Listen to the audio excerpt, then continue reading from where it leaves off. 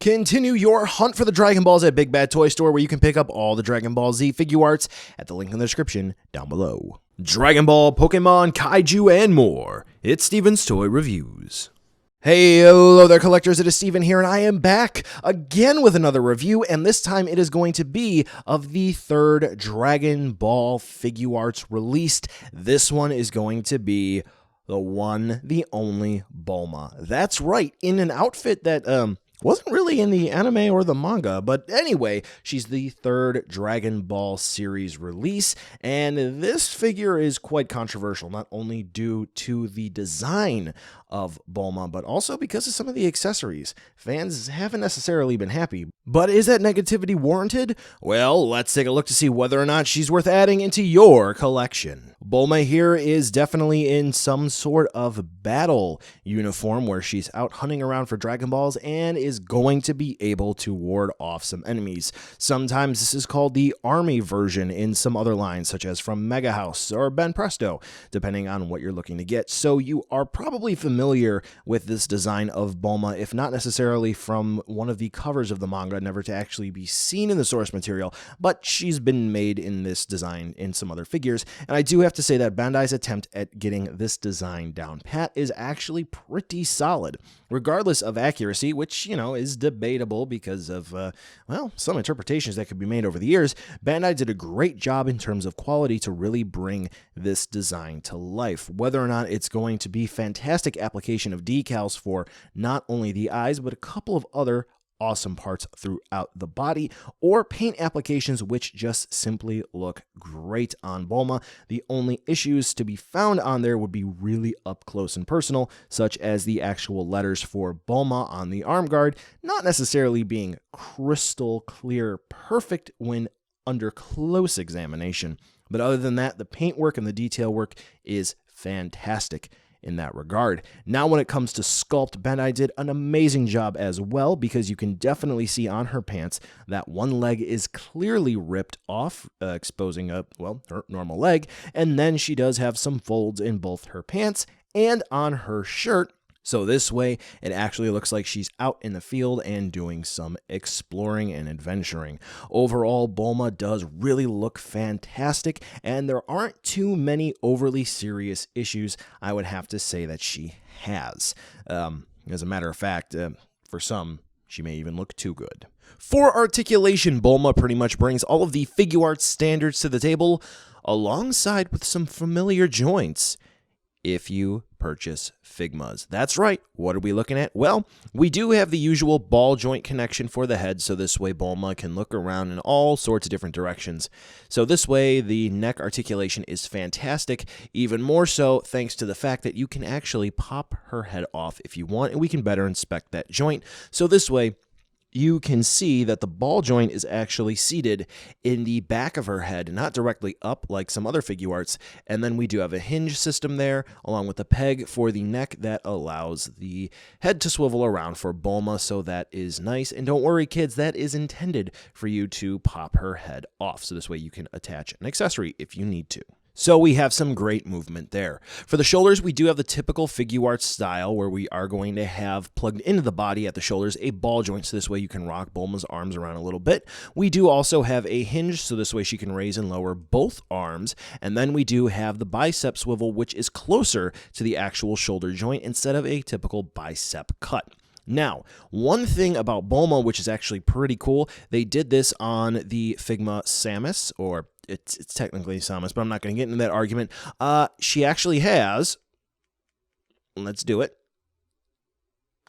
pop out shoulders, and it would be the case for both. Just be careful over here because of this armband up here. So that does allow you to extend the range of movement just a hair, specifically when crossing her arms over. So let's just do a quick comparison. You can see that straight out, her arm goes about that far. When you pop that joint back in, only goes out about that far, so that's really nice. Effectively, it gives you butterfly hinge movement, which is good to see there. For the elbow joint, we just have a straightforward hinge, only one of them just because of proportions, couldn't house two. Then we do have the typical Figuarts style wrist joints with a swivel at the base, a hinge, so this way you can move the hands in one direction, you can't move it in the other, and then the hands attach in on a ball joint, which is good. Now for this arm, this little sleeve here, it is actually a separate piece, so this way you can swivel it around. Do be careful of paint transfer over time. You don't want any damage to happen to your figures. We do have a nice ab crunch here, which is on a ball joint. Can't pop it out, unfortunately, but that's okay. So we can twist and turn Bulma from side to side about that far back, that far down, which is really cool. Do we have a waist joint? You bet, and it is a ball joint. So that's really cool. Bulma can be placed in pretty much any pose. I mean, just look at that ability to bend. That is awesome. Now, her little pack here on the side is actually on swivels, so this way you can raise and lower it in case it should get knocked around a little too much. Don't worry, Bandai went ahead and thought of a way to prevent any damage there. So this way it's not just stuck, you're good to go. Unfortunately for the hips, we just sort of have a Y connection, which is very, very similar to some Figmas. Nothing to pull down or pop out in any sort of fashion that I can tell anyway, at least not on mine. So there's that, but we do have ball jointed hips, so this way we can move Bulma's legs forward and back. Fortunately, she does have some pretty great range of movement. We're looking at about that far forward, and we're looking about that far back. You gotta fix it though, because sometimes her booty gets in the way there. But yeah, about that far back and that far forward. We do also have swivels there, which allow for rotation, which is always good. We do have the single hinged knees. Okay.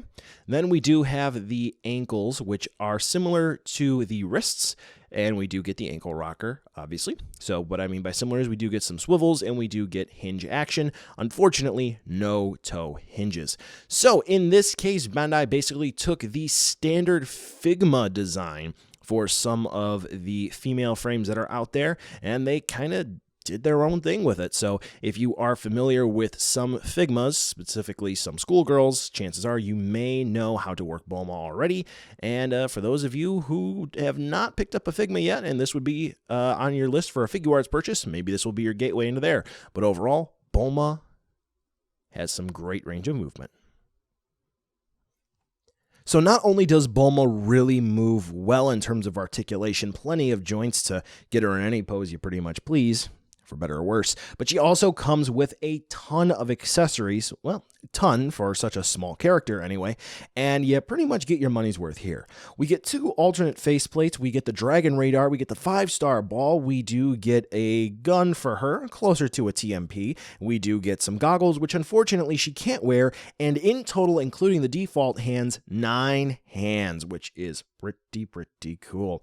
So let's do a quick rundown of all of the accessories and take a look at them in some closer detail here.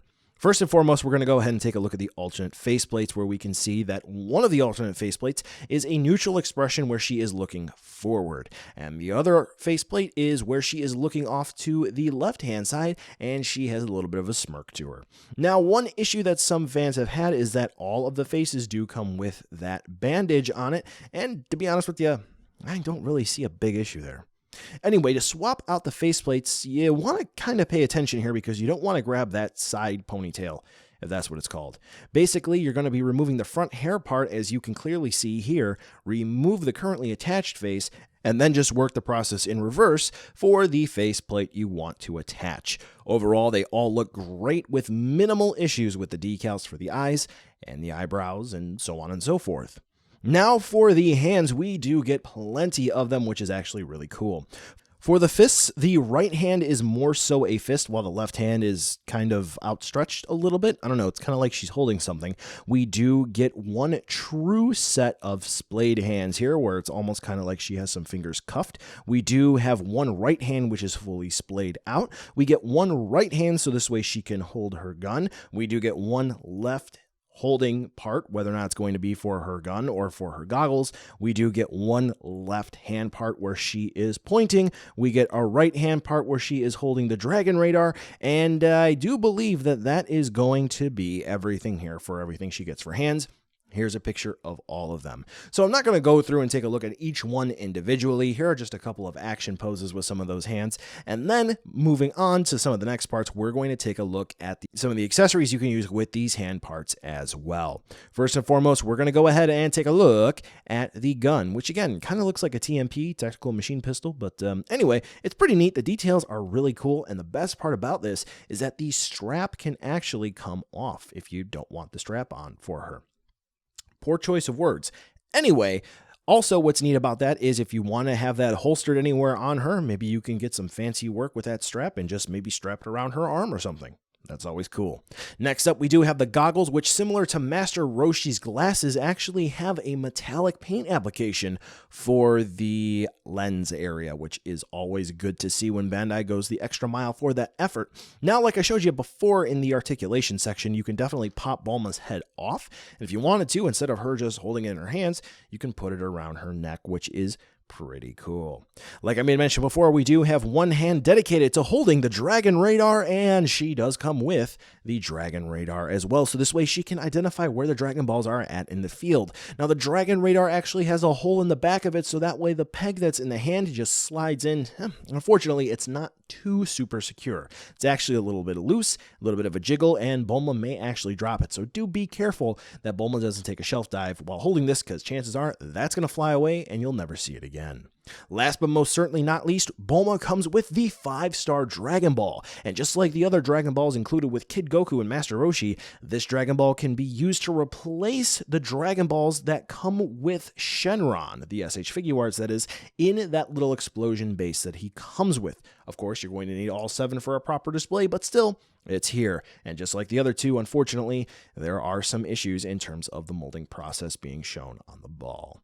Now, overall, for accessories, Bulma does come with quite a few of them, but to be honest with you, the only critique that I might have is maybe including left and right hand parts for all accessories, and hands specifically to hold the Dragon Ball, because unfortunately, she doesn't come with any hand that is dedicated to holding that ball. So what I'm talking about here is a left and right hand for the Dragon Radar, a left and right hand so this way she can fire the gun, and a left and right hand so this way she can hold her goggles.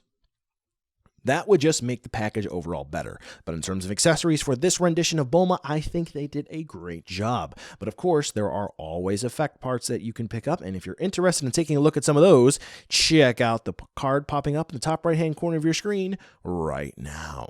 Now we're going to go ahead and round out this review with a nice size comparison with some other figures you just might have, whether or not they're going to be Kaiju related, or maybe Nintendo, or even some other Dragon Ball Figuarts you might have. And as you can see, scaling for Bulma is pretty questionable. She doesn't quite fit in perfectly with some of the Dragon Ball stuff, and she doesn't quite fit in all that great with the Dragon Ball Z stuff. So you're going to have to kind of fudge your display a little bit, but still Bulma does fit in with that 5-inch or so fantasy scale.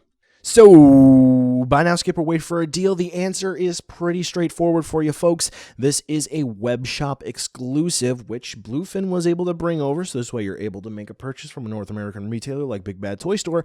And with that in mind, it is one production run and done here, folks. So, Bulma actually does look pretty nice. She comes with some great accessories, and the articulation is fantastic. Yes, some fans are not too happy that this is the first version of the iconic Dragon Ball character that we get, but still at the end of the day, it is a great figure, and if this is one that you have maybe been looking forward to, get it sooner rather than later, because we will not have a reissue of this anytime soon, and prices will not be dropping.